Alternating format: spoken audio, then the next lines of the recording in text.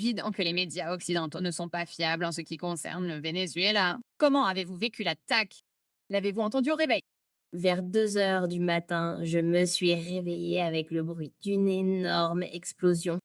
Bien sûr, je n'avais aucune idée de ce qui se passait. J'avais l'impression que le ciel allait tomber sur moi. J'entendais les explosions.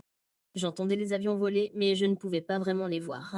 Au total, il y a eu environ 6 endroits à Caracas qui ont été touchés par les frappes américaines et pas seulement des complexes militaires, car les États-Unis disent qu'ils ne frappent que ces sites militaires, ce qui est faux.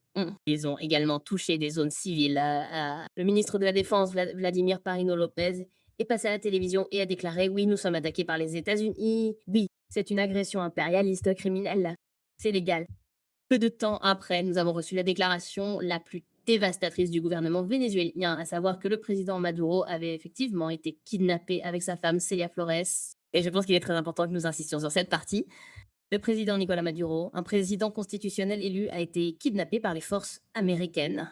Il n'a pas été capturé. Il n'a pas été arrêté. Nous savons tous que les États-Unis ont construit ce récit imaginaire selon lequel le gouvernement vénézuélien serait en quelque sorte derrière cette énorme organisation de trafic de drogue, sans aucune preuve à ce sujet. Et maintenant, ils utilisent le même récit pour kidnapper un président élu et bombarder les populations civiles au Venezuela.